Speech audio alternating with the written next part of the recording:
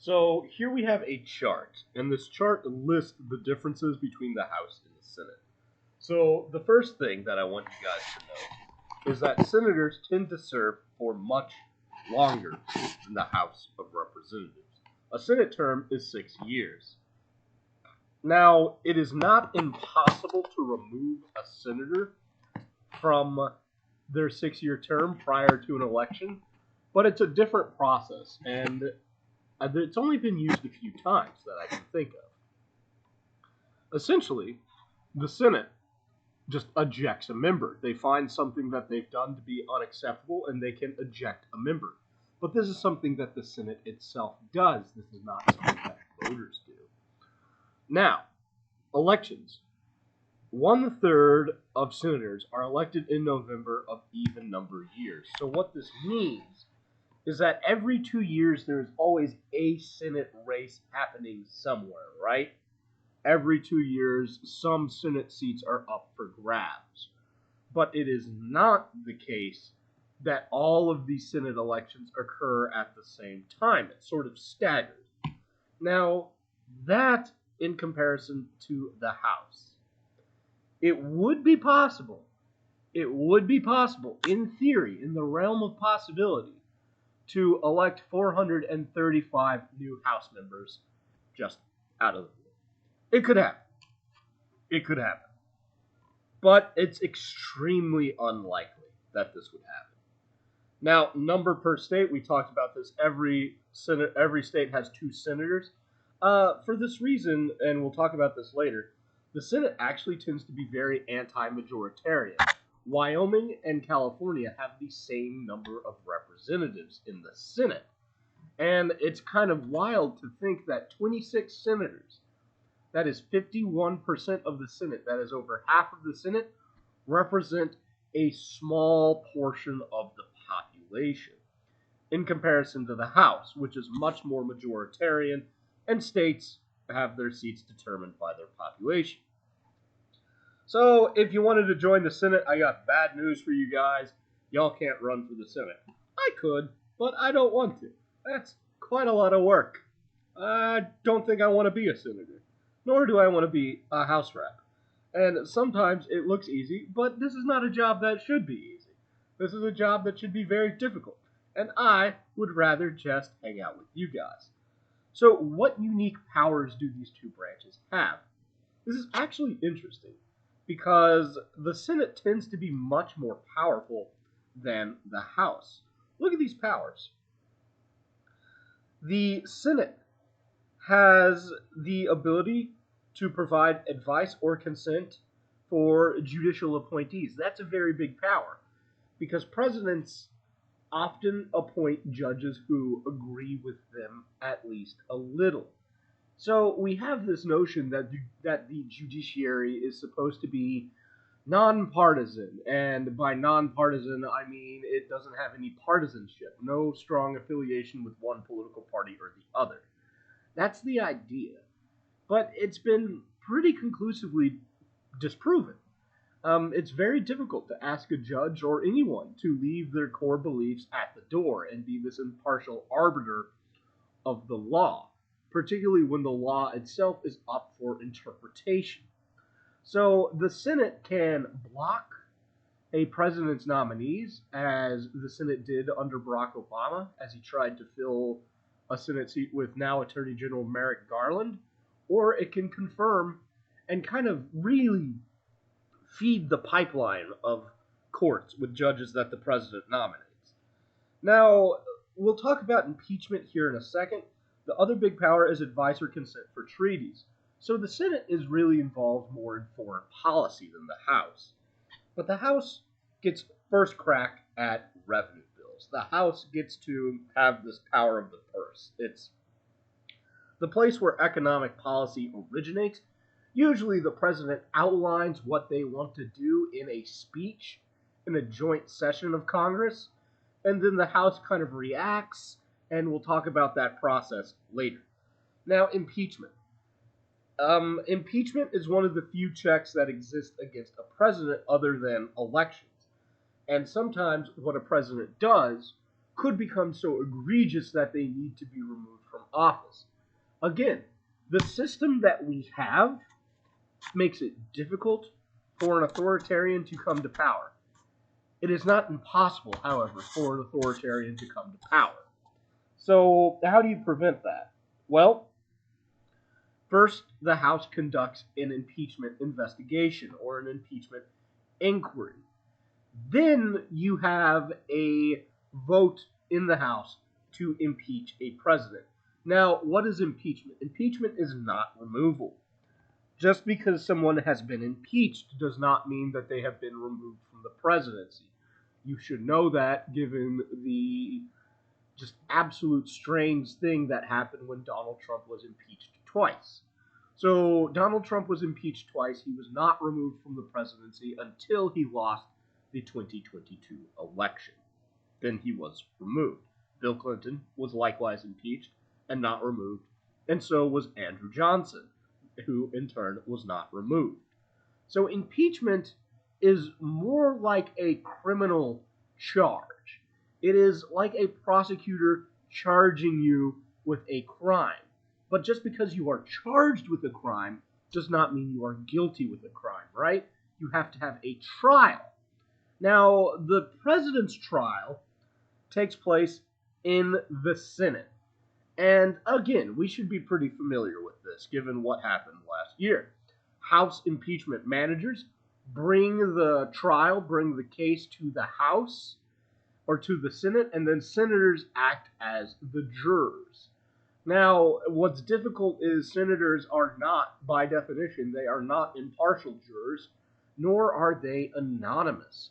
So in a normal trial, you have an expectation for privacy if you're on a jury. Your name should not be in the public record. But senators are front and center, and these impeachment trials are often cast in front of the entire nation. So, these trials become pretty difficult. And even if a president does something wrong, we could expect that members of their party might buck to partisan pressure and just simply not convict, even if the evidence is overwhelming. So, this is not a perfect mechanism to remove a president. Even more difficult is the requirement for a guilty verdict, which is not a majority of senators. It is instead 2/3 of the Senate. Now, you could argue, and I think this is compelling, that this might be a good thing, that if the political opponents of a president could just remove them with a simple majority, then they would do that all the time, right? They would look for any excuse, they would do anything that they could just to remove him, or her, or them. Whereas if you need that 2/3 threshold, that means that the case against the president needs to be particularly strong. So that was impeachment. Let's come on to this next chart. Now, the Senate. The Senate and the House both have very particular rules, but the Senate is more open. It's less hierarchical. What do I mean there? Senators tend to be on more or less equal playing field with each other.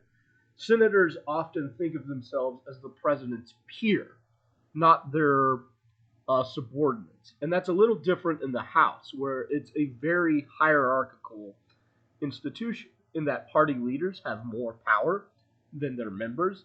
And members are in both parties, and again, I want to emphasize in both parties, in the House are expected to fall in line with whatever the majority leaders want to do. Now, leaders don't have a lot of formal powers in the Senate. Leaders have many formal powers in the House of Representatives.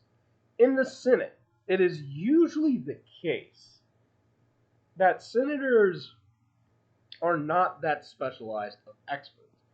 Whereas in the House, people become experts on policies much quicker. And we'll talk about that when we talk about committees. Restricted floor debate. Why is it restricted in the House? There are 435 people in the House. Unrestricted floor debate in the Senate, 100 people. Now, amendments to bills in the House. they need to be germane or relevant. Oh, excuse me. Two bills are to the subject. Amendments in the Senate, they really don't have to be relevant. Unlimited time for debate in the Senate, limited time for debate in the House. Way more prestige in the Senate. There's a very cynical joke that poor people call their representatives and rich people call their senators. And it is a much more elitist body in the Senate. There's a lot of reliance on staff in the Senate, way less reliance on staff in the House. The minority plays a much larger role in the politics of the Senate than the politics of the House. So here's just a few figures. We see that Congress is becoming more diverse over time. After, let's see, number of senators by race and ethnicity. So this includes both the Senate and the House. And these are the total non-white populations of both bodies. You see that after black representatives and senators, the Hispanic population, the Latinx population, is the second largest, followed by Asian American and then Native American. So it is really kind of interesting to me that this last slice seems to be on the upswing in congressional representation. Now, then I also want to point out to you that women are an increasing presence in the House. So over a fourth of House members are women. Now, the majority of these women are Democrat, but also a lot of them are Republican. And in the Senate, we see not as much. About a quarter of the members are women, and it's the same split. The majority are Democrats, and the minority are women.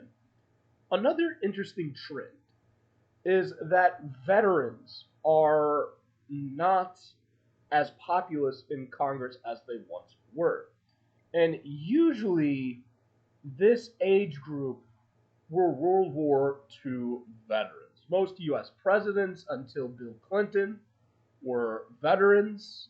They had fought in World War II. Even H.W. Bush had his heroic story from World War II. And since then, we have not had a president who has served in the military, nor have we had many representatives who have served in the military. So there is a greater population of ethnic minorities in Congress in the House than there is the Senate. It is, however, increasing in the Senate. And then we already talked about the gains of women, particularly in 2018 and 2022. It seems that women are very popular when they run for government. And then we should ask ourselves this question of why does this matter? Does it matter that that members of Congress don't represent the makeup of America?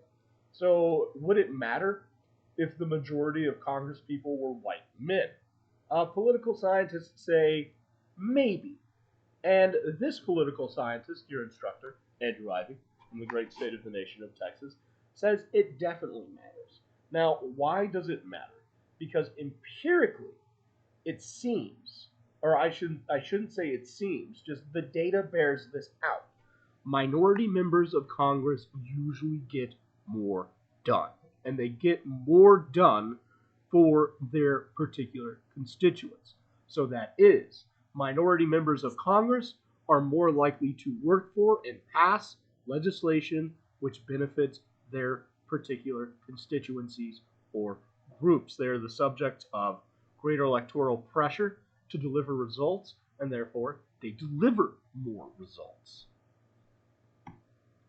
So now I will end this video and we'll pick up on this slide in the next video.